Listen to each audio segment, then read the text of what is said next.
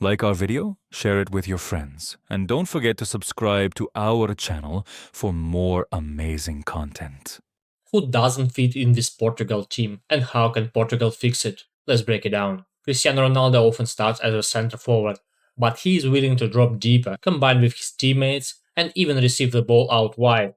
Meanwhile, in the match against Croatia, Bruno Fernandes frequently occupied the striker's position whenever Ronaldo dropped into midfield. But the biggest downside is that Bruno Fernandes was left as the only player inside the penalty area, even though Portugal tried to overload the box. They still lacked a true striker, someone capable of winning physical battles, attacking crosses, and finishing under pressure from centre backs. If we are talking about Bruno Fernandes leading the line while Ronaldo rotates deeper, it's clear that Bruno lacks verticality in this role. He is simply not used to play as a striker. It's obvious that he doesn't attack the space behind the defense, looks uncomfortable in that position, and often seems unsure of what to do, as in this sequence. Ronaldo, on the other hand, creates space for his teammates when he drops deep. He opens passing lanes, drags defenders out of the position, and creates opportunity for the wingers to attack the space in behind. There are no real questions about Ronaldo playing this role. The issue is that Bruno Fernandes then becomes the player expected to attack crosses inside the box, and he is simply not the type of player who wants to compete physically with the center backs for aerial duels. Portugal repeatedly lacks true striking and finishing zones, and Bruno's lack of vertical movement in the final third is another major problem. Let's take a look at this situation. The ball carrier has time on the ball, Bruno Fernandes is played as a striker, and from this angle, Vitinha seems to see the entire pitch. But once again, Bruno makes no run in behind. Because of that, a potential dangerous through ball is never played. The attacking opportunity disappears, and Portugal simply moves the ball out wide. Now, compare that with a similar situation involving Ronaldo. He is playing as a striker in an almost identical sequence. Through his body language and gestures, he is clearly telling his teammates, I am ready to attack the space, just play the pass. Unfortunately, Ruben Diaz, despite being a center back who is perfectly capable of progressing play with his passing, chooses not to play that ball in behind and instead switches the play elsewhere.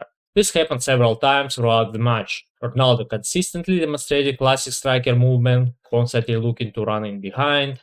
Bruno Fernandes meanwhile looks at his best as the number 10, arriving late into attacking positions and finishing without direct pressure. That's exactly what happened against Croatia, where he created several dangerous chances. At the same time, it's important to highlight that Ronaldo isn't just a penalty box striker. He actively finds pockets of space between the lines, combines well with his teammates, and has a very high level of one-touch link-up play. Take this sequence as an example. Bruno plays as the number 10, receives the ball, combines with Ronaldo in one touch, and suddenly Portugal is breaking away on a dangerous counter. However, Bruno has another problem at this tournament. He is ignoring passes that would normally play for Manchester United. Once again, Bruno receives the ball as the attacking midfielder while Ronaldo is playing as the striker. Ronaldo is clearly signaling with his body language that he is ready to attack the space behind the defense. The pass never comes. In general, Bruno doesn't quite look like himself at this tournament. Instead of receiving the ball forward and immediately looking for Ronaldo's run, with his second touch, he turns backwards and plays a safe pass. It is also worth talking about Vitinha. He constantly wants to be involved in the build-up, dropping extremely deep to receive the ball. As a result, he actually gets in the way of his own teammates by occupying the same spaces, duplicating their roles. Let's look at this sequence. Vitinha drops into the ball zone unnecessarily. By the way, Ruben Diaz plays an excellent line breaking passes between the lines here. That shows Diaz is perfectly capable of dictating play and finding progressive passes without relying on Vitinha.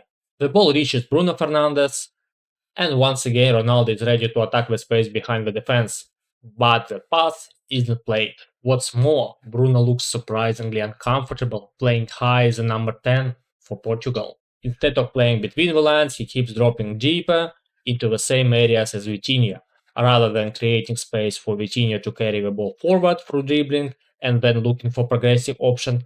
Bruno ends up occupying exactly the same spaces Finally, speaking specifically about Vitinha, he is afraid of playing forward, even when clear opportunities are available. Instead of taking risks, he repeatedly chooses safe horizontal passes. Here's now a sequence where Ronaldo once again makes a run in behind, but Vitinha chooses not to play the through ball and instead just make a back pass. Now, let me show you how I think this Portugal team should be set up. The back line stays exactly the same. On the wings, I would go with Leao and Pedro Neto, two players who can consistently beat defenders one-on-one, create chances from wide areas, make individual decisions, and threaten the goal themselves. Leao, in particular, could be a huge weapon in transition thanks to his pace and ball carrying ability. Up front, Cristiano Ronaldo remains center forward.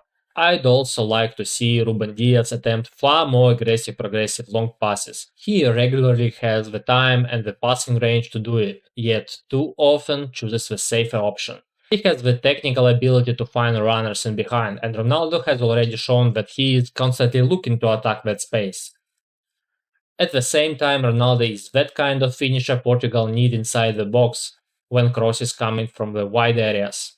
The midfield is where things become really interesting.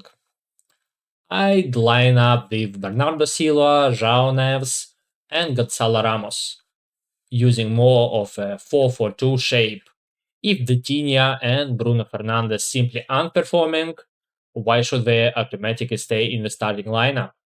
Nuno Mendes would push higher up the pitch and operate between the lines. The main playmaker would be Bernardo Silva, dropping deeper and at times even drifting into wide areas to dictate play and look for progressive passes. Meanwhile, a striker like Gonçalo Ramos can also drop into deeper positions, creating space for Ronaldo to make runs in behind. Portugal could also create excellent triangles on the flanks, allowing them to combine quickly in tight spaces. Nuno Mendes could receive the ball in advanced wide areas and deliver crosses into the box. That's exactly why having two strong aerial strikers like Ramos and Ronaldo is so valuable. They can both attack crosses aggressively, compete physically with center backs, and finish chances inside the penalty area. Making late runs into the box would be either João Neves or Bernardo Silva. Both players cover a lot of ground and are capable of striking the ball well from distance. With a natural striker like Gonçalo Ramos, who is much more balanced in that role, Ronaldo would also have the freedom to rotate, drop deeper, combine between the lines, and help Portugal progress the ball without leaving the team without a striker occupying the penalty area. Another option would be to use Nuno Mendes as a playmaker starting from the left flank. In that scenario, Ronaldo could drop into the center, between the lines, creating an overload in the midfield, and allowing Portugal to combine quickly through the center. That's how I see Portugal's best tactical approach against Spain. If you enjoyed this analysis, leave a like, let me know what do you think about this lineup, and subscribe for more in-depth football tactical analysis.